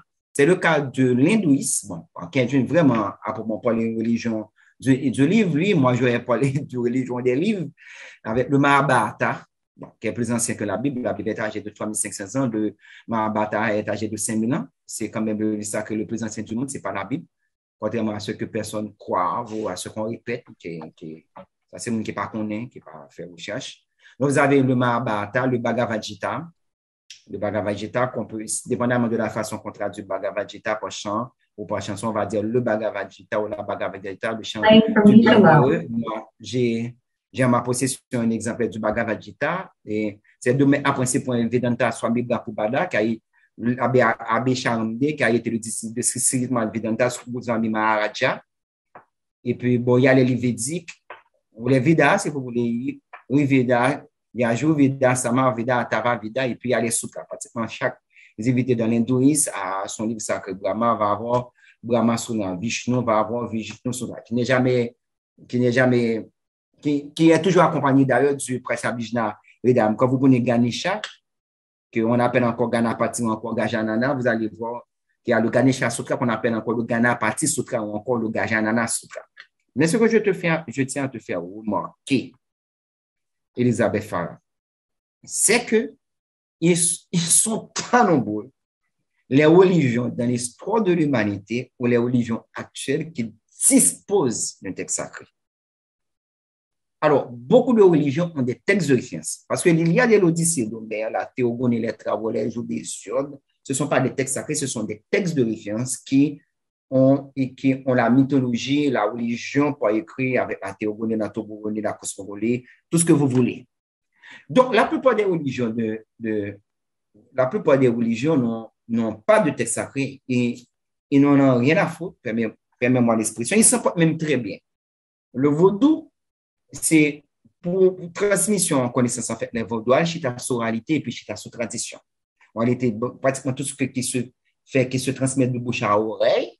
Il y a une thèse de doctorat et Henri-Claude Télisma sur question, par contre, sur livre qui est très intéressant, c'est les travaux sur coexistence et christianisme vaudou en Haïti, ouverture pour un dialogue interreligieux qui a été soutenu en 2007. C'est très intéressant, la thèse de doctorat de Henri-Claude Télisma. Donc, qui parlait de ça, justement, que vaudou transmettre par oralité, tout ça qui se dit de bouche à oreille, tradition de génération en génération. Et à l'instar du shintoïsme, pratiquement. Donc, le vaudou n'en a pas, à mon sens, comme anthropologue, le vaudou n'en a pas besoin de 1804 à nos jours, et bien avant. Il s'en est porté très bien, il continuera à s'en porter très bien. Il y a aussi une remarque que je tiens à reprendre. J'ai suivi une conférence quand j'étais en master en maîtrise d'anthropologie à la faculté d'ethnologie. Il y a le fameux anthropologue français Dimitri Béchak. Dimitri Béchak nous met en garde contre deux dangers qui menacent le vaudou. Dimitri Béchak, que je cite. Premier danger que aux yeux de Dimitri Béchak qui menace le vaudou, c'est ce qu'il appelle la christianisation ou l'occidentalisation du vaudou. Donc, pour un peu de monde, vaudois, par religion ou pour religion, tout autant n'est pas fonctionner dans le modèle occidental là. Ça, c'est un danger qui menace le vaudou. Aujourd'hui, et du professeur Dimitri Béchak, qui est chercheur au CNRS. La christianisation ou l'occidentalisation du vaudou. Parce que l'on dit qu'il faut vaudou à taguer, c'est peut-être un problème, il faut taguer, texte sacré. Et d'ailleurs, il y a même, et Maud Laritière, qui a été mon professeur, toujours un ancien master d'histoire, qui dit qu'on ne devrait pas parler du vaudou, mais des pratiques vaudou. Parce que vaudou, on a pratiqué varié de régions à l'autre. On va y a un côté qui parlait de Mambo, par exemple, on prend la cour, et Badjo, pas gain, ou pas gain, Mongol, mais serviteur. Donc, les vaudois n'ont pas uniforme, c'est pas pareil qui est homogène, sont pareil qui varient d'une région à l'autre, etc. Donc, aux yeux de mot de la vérité, il faudrait parler des pratiques vaudou. Ça, c'est un premier danger que Dimitri Béchak signalé. Mon deuxième danger que Dimitri Béchak signalé et qui peut être très intéressant, c'est ça la commercialisation ou la marchandisation du vaudou. Le fait que nous avons transformé le vaudou en salle palier pour une vendre. Ça fait que les étudiants qui te corrigent, moi, je fais une sur toutes les méthodologies haïtiennes, nous disons, ma vendre, il m'a dit, le vaudou aller corriger. Et j'ai aimé la correction, j'ai gardé la correction. Je dis, c'est pas corriger, c'est au fond l'autre image de vaudou. Donc, c'est important. Par exemple, nous connaissons très bien, il y a certains blancs qui entrent, sauf par exemple, Guédé. Guédé, c'est le 1er novembre, mais il y a un blanc qui entre dans cet espace que je ne vais pas citer, comme blanc, ben, encore pour faire blanc plaisir, organiser en Guédé en dehors de mon mouvement. Donc, c'est pas respecter, c'est trahir calendrier vaudois. Donc, c'est ça, Dimitri Béchak, relais et commercialisation ou marchandisation du vaudou. Maintenant, comment résoudre le problème des préjugés sur le vaudou? À mon point de vue, comme anthropologue, il faut l'éducation, il faut l'instruction. Et cette éducation et cette instruction, je reste fidèle à l'enseignement de mon maître d'anthropologie, Jean-Yves Blot, ça doit faire partie d'une politique culturelle. Ça doit mettre une décision de l'État. Dans cette politique culturelle, il doit y avoir une politique éducative, parce qu'on peut pratiquement toute religion qui gagne en Haïti ou sur le territoire national, là, il fait tout en seule spiritualité, en seule religion, qui c'est vaudois, c'est sur vaudois à monter, puis on fait tout ça au gain en termes de prosélytisme. Donc, il y a une formation, il y a une éducation à donner au peuple haïtien pour réconcilier le peuple haïtien par rapport à ses racines, par rapport à ses cultures, pour ne pas renier, parce que nous sommes encore victimes de séquelles coloniales, nous sommes en pleine crise identitaire. L'haïtien ne sait pas pour ce qu'il est, donc il n'est pas prendre créole qui se seul nommé, bon, de génération haïtienne ou pas. Bref, c'est un autre débat, je ne veux pas tout dire, il n'est pas seule langue qu'on maîtrise vraiment, c'est le pas un vécu francophone ailleurs, il n'est pas comme non. Donc, non, je pense c'est comme ça, nous, qu'on résout le problème, non. Préjuger la vie du qui vient contre vos droits, c'est pas, pour moi, ce soit les vaudouisants de l'essai, est-ce que ça doit avoir un texte sacré ou pas, pour moi, c'est peut-être pas le premier pas à faire, mais c'est pas le pas important à faire. À mon sens, on peut toujours ne pas être d'accord. Bon, maintenant, pour revenir à la préoccupation de l'invitateur, M. Michel Claude. Oui, non, en fait, peut-être j'ai parlé trop vite et je me suis peut-être mal exprimé ou très peu exprimé. Mon point de vue comme anthropologue, c'est pas dire qu'on doit rejeter la médecine traditionnelle et adopter en lieu et place la médecine traditionnelle sacrée, du tout. D'ailleurs, ça a été contraire à mon enseignement et contraire même à ma formation comme anthropologue. Blum dernier quand même cours d'anthropologie médicale à Blot. Je vais dans le même sens, je suis dans la même logique que Yannick Guito Apodandin, que j'ai cité tantôt, qui a écrit son livre, La médecine traditionnelle en Haïti, approche globale et application en Haïti. Les faire remarquer que plus fort système sanitaire qui gagne dans un paquet de pays, c'est par exemple le cas de la Chine, c'est le cas par exemple du Japon, il y a bipolaire. Il y a à la fois accès sur médecine traditionnelle de la Caillou, il fait un complément de médecine traditionnelle de la Caillou avec médecine scientifique moderne. Il n'y a pas d'opposition, en fait, il y a complémentarité parce que tu l'as bien souligné, quelles sont les limites de cette médecine traditionnelle. On le sait très bien. C'est une connaissance empirique Et qui dit connaissance empirique, dit une connaissance qui est beaucoup plus basée sur la pratique que sur la théorie. Mais je rentre aussi dans cette logique-là, dans les mêmes considérations qu'un de mes professeurs, avec lequel j'ai un cours de patrimoine culturel haïtien à la faculté d'ethnologie, en l'occurrence ce professeur Wilfried Bertrand, de l'archive nationale là, qui dit que il y a une nécessité pour nous faire une industrie pharmaceutique qui vient comme base médecine traditionnelle là, mais dans la mesure qu'on a scientifisé. Là, c'est là, mais là, pas pour une opposition, c'est pas où j'étais une, qu'il y a une qui peut bon passer l'autre, non. Moi, dans la logique de, justement, de complémentarité. J'espère que, une fois ceci dit, je me suis fait plus clair et que ma parole a été plus nuancée. Il y a toujours des soucis, il y a toujours des... Ah oui, c'est important de nuancer. Yeah. Et en fait, il va y avoir d'autres questions de nos participants. N'oubliez pas de lever la main si vous avez des interventions. Mais il y a un autre point que j'ai prévu de souligner et je vais justement le souligner en rapport avec l'idée d'occidentalisation que tu viens de noter là. Hein. L'occidentalisation des pratiques. Et c'est important de le noter et pour deux raisons. Parce que ça va nous donner l'opportunité de réfléchir sur, à mon avis, une double dimension et des pratiques culturelles comme le vaudou. La dimension en rapport avec l'identité, tu l'as bien souligné, son rôle et son symbolisme même dans l'histoire d'Haïti comme symbole de la révolution, sa place qui est analogue au culte païen, au Moyen-Âge, etc. Tout ce que ça symbolise comme protection spirituelle. On vient de parler de la médecine traditionnelle. Donc, justement, il y a des éléments qui caractérisent, qui permettent de définir l'haïtien. Donc, des éléments en rapport avec notre identité. Donc, il y a cette première dimension, cette dimension identitaire. Mais on ne peut pas, et cette dimension identitaire qui peut jouer un rôle à la fois sur le plan national, pour aider, pour favoriser une sorte de cohésion sociale, pour favoriser une prise de conscience de l'haïtien en ses valeurs, etc. Donc, c'est la première chose, mais aussi pour refaire l'image d'Haïti sur la scène internationale, puisque dès qu'on parle d'Haïti, on voit un pays on voit toutes les images négatives qu'on connaît, pas la peine de prendre des exemples. Donc, promouvoir l'identité haïtienne à la fois sur le plan national et international, c'est important. Mais dans le cas d'une ouverture vers mais justement, nous ne sommes pas isolés dans le monde. Il faut qu'il y ait effectivement une ouverture sur le monde. Mais la question, c'est comment?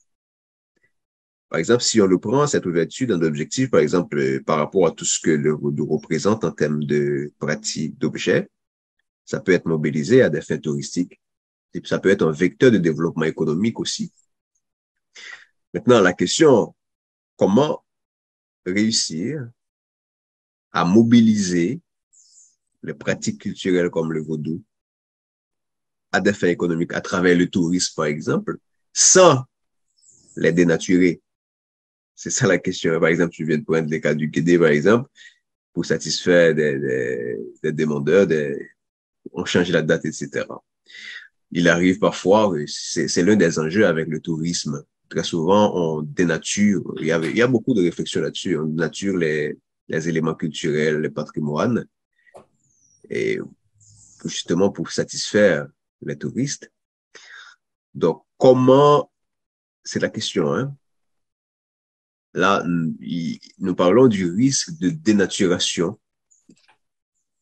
Ouais, et c'est l'une des critiques, il y a très longtemps qu'on parle de ça. Par exemple, il y a la réflexion de Pierre Bourdieu, par exemple, et qui a critiqué le fait que lorsqu'on introduit le règne commercial dans des univers qui ont été construits contre lui, quand on dit le règne commercial, c'est-à-dire on voit la recherche du profit, etc. Donc, c'est mettre en péril les œuvres les plus hautes de l'humanité, l'art, la littérature et même la science. Donc, quand on essaie d'exploiter des éléments culturels à des fins touristiques économiques, il y a un risque, effectivement, que ces objets soient dénaturés. Donc la question aujourd'hui, c'est, mais par contre, on ne peut pas ignorer aussi le potentiel économique que représentent les objets culturels, le vaudou, etc., qu'on peut mobiliser dans le cadre du tourisme. Donc la question que je me pose actuellement, c'est comment réussir à exploiter cette potentialité sans dénaturer le vaudou, sans dénaturer la culture, sans dénaturer le patrimoine. C'est tout l'enjeu ici par rapport à la question de l'occidentalisation. Il y a un autre aspect que je vais souligner là-dessus, mais je ne sais pas si tu veux réagir là-dessus avant que je touche l'autre aspect. Et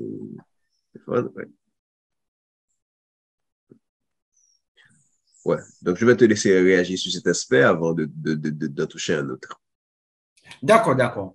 Merci pour cette question. En fait, je vais essayer d'esquisser des éléments de réponse parce que je pense qu'il y a une information qui me fait défaut. Je me connais pas trop bien en topologie du tourisme, parce que c'est spécialiste en topologie du tourisme. Donc, on a d'autres choses, Jean-René Gustave, qui peut-être est c'est un débat, c'est un sujet qu'on pourrait aborder dans une dans une autre et dans une autre intervention avec quelqu'un qui se connaît mieux en anthropologie du tourisme, mais et je vais essayer quand même d'esquisser quelques éléments de réponse en fonction de ma formation comme anthropologue, voir ça en matière d'ethnologie patrimoine, justement, parce que c'est en fait et en matière d'ethnologie patrimoine que je peux répondre. Il y a effectivement cette question de l'image de l'haïtien à l'échelle internationale qui est déformée, qui est décriée, si je peux dire ça de cette façon. Cette image est décrite de deux manières. Il y a tout d'abord l'image de la culture haïtienne qui a été diabolisée à partir du vaudou. Parce qu'il faut pas oublier quand même le braquage de le vaudou dans la guerre de l'indépendance haïtienne, le fait qu'on a mis en quarantaine et le fait que dès 1915, les Américains viennent là, ils conscients de ça vaudoyer, comme ces problèmes de politique, c'est avec comme si j'ai aussi fait des films que on cette image de vaudou à tous sur les chaînes internationales. Et donc il faut pas oublier, il y a aussi une deuxième image de culture haïtienne ou de l'haïtien qui est décriée à cause de cette présentation de l'haïtien pauvre, de la question de pauvreté. Quand il y a comment nous t'es servi, ça c'est une réponse limitée en fonction de connaissance pas gagné, ma ben sur question comment nous t'es servi avec vaudou comme ressources culturelles pour que nous fassions un développement global du pays. Parce que c'est préoccupation. En même temps, comme anthropologue, il faut une politique culturelle. Peut-être nous qui sommes dans tout, si tu à plus bien placé pour dire plus que moi, dans ce sens-là, moi, anthropologie du tourisme, moi, ma réponse ça en fonction de j'aime connaître ou j'aime comprendre.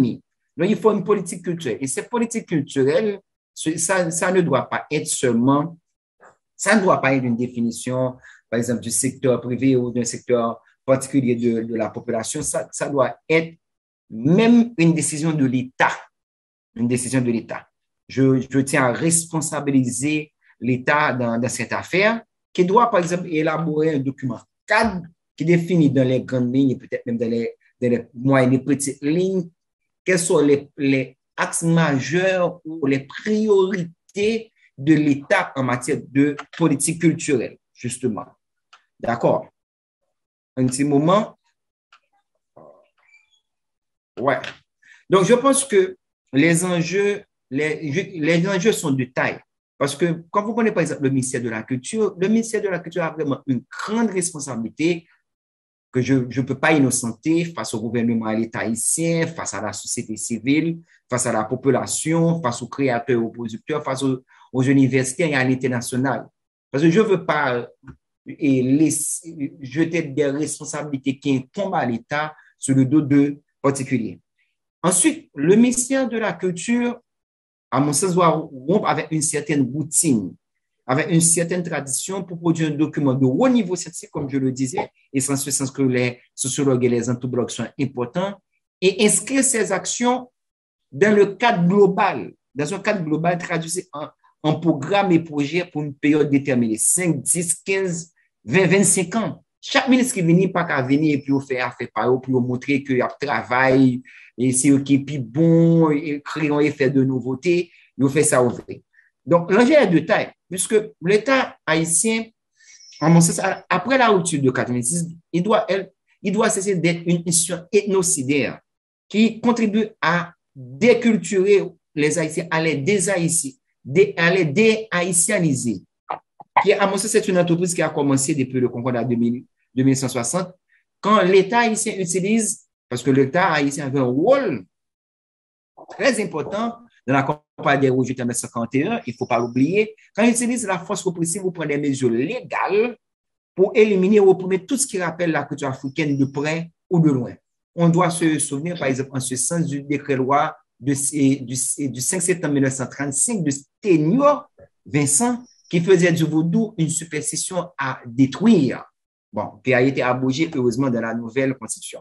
En ce sens, je pense que l'État, à travers le ministère de la Culture, par exemple, ou principalement, doit aider l'Haïtien à apprécier les valeurs de sa propre culture. Il doit repenser la formation culturelle qui est véhiculée à travers notre système d'instruction publique et aussi mettre en valeur nos richesses culturelles et participer au développement socio-économique du pays. Donc, quelques thématiques fondamentales pourraient être, par exemple, le créole, le vaudou, ses rôles publics, ses organisations, ses sociétés, en respectant le calendrier, la médecine traditionnelle, par exemple, qu'on vient de toucher là, l'histoire d'Haïti, etc.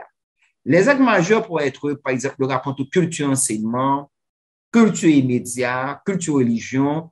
Il faudrait aussi faire une déconcentration et décentralisation culturelle. Parce qu'on dirait que pratiquement tout bon bagay ou soi-disant, c'est pour venir pour joindre, c'est Port-au-Prince, ce qui n'est pas le cas. Parce qu'on sait que sur 1700 km de côte, Haïti a pratiquement 710 unités et patrimoine, ce qui donne 114 fortifications, 59 monuments historiques, 111 plages, et 59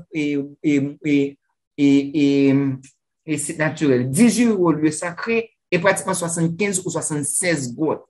Il faut donc en ce sens que les services et produits culturels soient déconcentrés pour permettre à l'Haïtien des 555 sections communales de la République et d'y avoir accès. En ce sens, les collectivités territoriales, que ce soit les départements, les communes, les sections communales, doivent être en mesure d'élaborer leur propre politique culturelle et travailler à la protection et à la valorisation et à la diffusion de leur patrimoine. Tout récemment, on sait élève qui est le Gizelé, Jean-Baptiste Gizelé, vexamment, qui a les, qui m'a dit qui ça qui gagne, et puis, en termes de monuments historiques, il me dit que, bon, moi, personnellement, moi, par contre, qui ça gagne en termes de monuments historiques, même quand Bassin-Zim. Donc, moi, j'ai visité, et c'est grave. Moi, ouais, des plages sauvages, c'est grave que moi, j'aime ouais, aucun côté. Donc, cela suppose que le ministère de la Culture entreprenne un programme systématique de formation et d'encadrement d'agents culturels et de structures culturelles qui est lié aux 56 mairies du pays. L'arrivée son site touristique, par exemple, ce n'est pas de simples profanes, malheureusement, qui peut être de bonne foi dans certains cas, qui viennent expliquer ça, par exemple, Fort Jacquier, que pratiquement d'après ça, dernièrement, il a transformé en lieu de pratique sexuelle. Je lui aussi, le monter le bois, il y a le fait bagaille, plein pour capote, on donne beaucoup à vérifier, non? Mais il y a des jeunes qui montent, ils disent, c'est ça, ouais. Donc, il faut que l'État doit prendre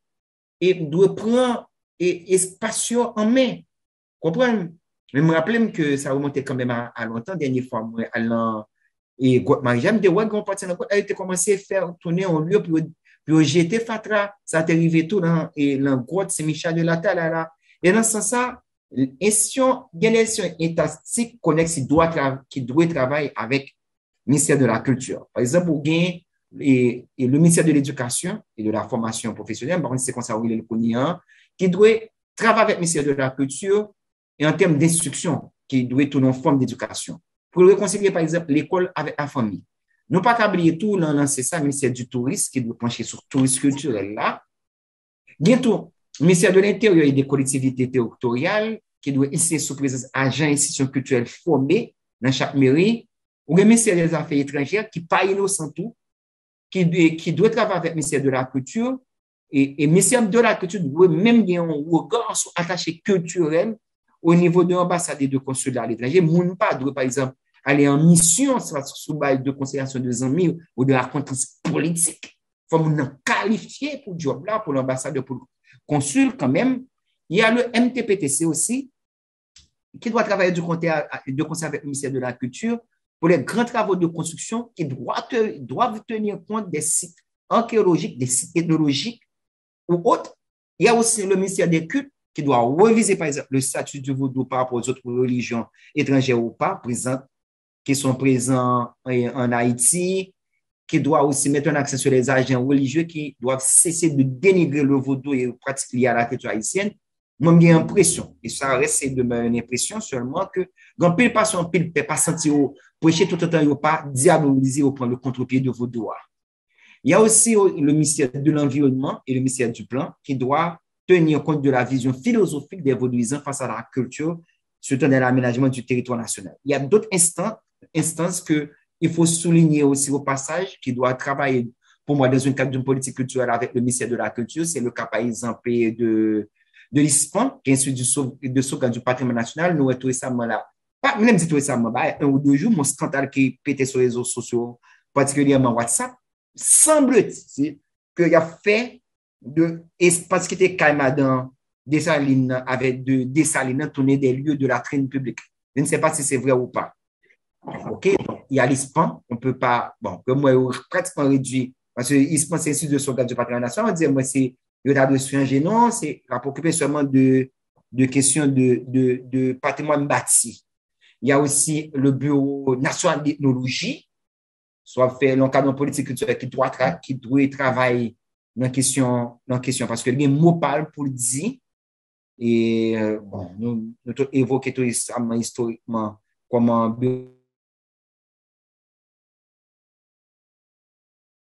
et M. Yoro Josué ont bonne connaissance, en très bon ami, qui a fait un travail intéressant en termes de national technologie.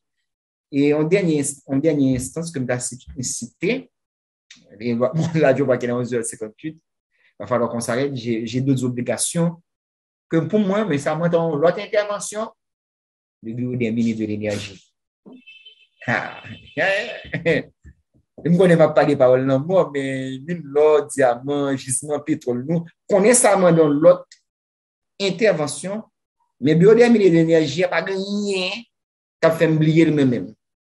La question, par exemple, iridium, non? Ah ouais, parce que là, on parle de patrimoine culturel. Il y a le patrimoine culturel matériel, il y a le patrimoine culturel immatériel. Dans le patrimoine culturel matériel, il y a le patrimoine culturel matériel naturel. Donc, patrimoine culturel matériel physique. Comment nous pouvons parler de développement global, de développement endogène indigène, ça ne va pas parler de mine. Mais ça, les amis, bon, frère. Bon, ça sont beaucoup causé. Il est déjà. On n'est pas en moi. Il m'appelle en moi pour parler ça. Que je prêt pour me porter aussi loin que possible, même si pour tuer pour lui, me fait carré porter. Voilà. Bon, j'espère n'avoir pas trop dit, mais il y a beaucoup. Il y a beaucoup de choses. Des éléments de réponse qui on peut te satisfaire, je ne sais pas. Bon. Moi, je n'ai pas l'assassiné un fusil. Bon, j'ai aussi mes limites. Hein. Parfait. Voilà. Il y a beaucoup de choses qui auraient dû être dites. Bon, on n'aura pas le temps de dire. Moi-même, moi, pas vaudouisant. Et OK. Donc, mais il y a un élément qui me préoccupe et c'est là-dessus que nous avons terminé. C'est quelque chose qui existe depuis très longtemps, hein, cette pratique d'infériorisation de l'autre. Et bon, nous tous qui là, nous sommes dans la littérature française, nous lire ce texte-là de Montesquieu, hein, de Lettres persanes. Il y a un extrait où Montesquieu écrit, il dit, si quelqu'un par hasard, il parle du persan, si quelqu'un par hasard apprenait à la compagnie que j'étais persan, j'entendais aussitôt autour de moi un bourdonnement. Haha, monsieur est persan. C'est une chose bien extraordinaire. Comment peut-on être persan, hein? Ouais, comment peut-on être persan? Je me souviens de cette question. Le persan, c'est l'autre, hein, qui est différent, extraordinaire, hein. Bon, L'exotique. ça n'a rien à voir avec le vaudou, hein. Je vous préviens. Mais on peut utiliser ça pour dire, par exemple, quelqu'un pourrait dire, par exemple, comment peut-on être haïtien? Haïtien. Belle Comment question. peut-on être, comment peut-on avoir telle ou telle pratique culinaire, culturelle, etc. Comment peut-on danser telle danse? Hein, c'est extraordinaire. Mais en fait, cette différence, c'est pas la différence dans le sens ordinaire du terme, mais c'est une différence dans le sens d'infériorisation. Hein. Ouais, tu es différent de nous. Tu n'es pas civilisé. Hein? Yeah. Donc, ton comportement, tes pratiques, t'as Bon, c'est marginalisé. sauvage. Les Ouais, qualificatifs, bon, les sûr. justement. Donc, être différent, c'est être inférieur. Et qui dit inférieur dit qu'on a besoin d'être civilisé. Hein? Et justement, tout ce qu'on a vu, l'extermination des Indiens, l'esclavage des Noirs, etc., ben, c'était à cette fin. Hein. C'était dans le bien du colonisé. Hein. On le civilisait parce que, écoutez, c'est ça. Et vous allez voir dans toute la pensée décoloniale, par exemple, l'Argentin, le quai du sel, va définir, par exemple, l'autre comme les peuples victimes des dominations, opprimés, les pauvres, les barbares, les exclus de l'histoire universelle, des peuples sans histoire. Donc, c'est toute cette question dont il faut prendre conscience quand on réfléchit sur l'identité d'un peuple, parce que, au fur et à mesure, inconsciemment, nous avons intégré ces éléments, ouais. Et Frantz Fanon l'a bien décrit, hein, où il montre que la colonisation la plus forte, c'est la colonisation de l'être. Donc, on peut être libéré, mais on peut déclarer son indépendance, proclamer son indépendance, mais le fait que dans sa tête, on garde encore ce sentiment d'infériorité par rapport à l'Occident, par rapport, etc. Donc, on est, et on est condamné à imiter, voilà, de simples imitateurs de l'autre, et ça nous prive de toute la capacité de mobiliser nos ressources, notre culture, pour faire la différence. Et au fur et à mesure que nous apprenons à singer, à juste recopier le modèle et les modèles dominants, ben, nous apprenons à être, bon, je ne sais pas à être quoi, mais écoutez, on est condamné à rester à l'écart, à garder cette étiquette de sous-développement. Qui dit sous-développé se dit qu'on est différent du modèle de développement occidental, etc. Mais ce qui n'est pas forcément le cas. Il y a plusieurs modèles de développement. Mais je pense que la culture, la valorisation des pratiques culturelles, et dans le cas d'Haïti, des éléments culturels en rapport avec les pratiques du vaudou, il faut les valoriser, il faut discuter autour de ces questions. Naturellement, il faut qu'on compte aussi des éléments. Par exemple, on ne va pas aborder ça pour l'instant puisque l'heure est déjà épuisée. Par exemple, le rapport avec entre le vaudou et la sorcellerie, par exemple. Et il y a tout ça. Il n'y a pas que des points positifs dans le vaudou. Il faut le reconnaître. Et le vaudou, à un certain niveau, on pourrait même dire que c'est un outil qui est parfois utilisé. De la même manière que l'Église, la Bible a été utilisée pour justifier l'esclavage des Noirs. De la même manière aussi, dans certains cas, le vaudou peut être utilisé aussi à des fins qui très négatifs, on pourrait dire. Bon, on n'aura pas le temps d'aborder cette question ce matin, mais tout en prenant en compte, il faut justement avoir cette ouverture d'esprit pour savoir, attention, hein, le vaudou, moi-même qui suis chrétien et de confession protestante, je garde cette ouverture d'esprit pour dire, et là, on est dans la culture. Et justement, il faut qu'il y ait cet espace de débat pour dire, attention, nous ne pouvons pas être nous-mêmes sans prendre conscience de l'ensemble d'éléments qui nous caractérisent.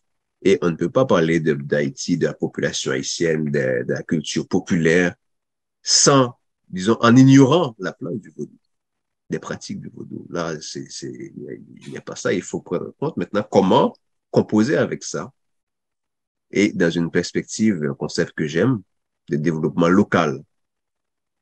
Ouais. Ça met totalement en question l'idée de développement.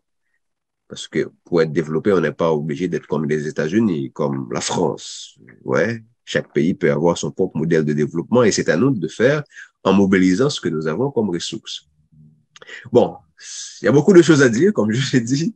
On n'aura pas le temps d'épuiser tout ça. On pourrait même faire une série de réflexions sur ces questions. Mais bon, ça peut être un début, je pensais. Voilà, donc je ne sais pas, Stéphane, c'est déjà un dernier mot, mais puisque nous sommes plus, on est déjà à midi, donc ça va faire un peu plus de 2 heures qu'on est là. Et un dernier mot, sinon on va remercier chacun de nos amis qui ont été là. Et puis, bon, un dernier mot, c'est de vous remercier, M. Michaud et Jean-Claude, de m'avoir invité à faire cette intervention ce matin. Il faut vous dire que, en fait, j'avais préparé cette intervention pour un ensemble d'étudiants à l'ENADS qui a organisé une activité. Je ne sais pas plus qui ça.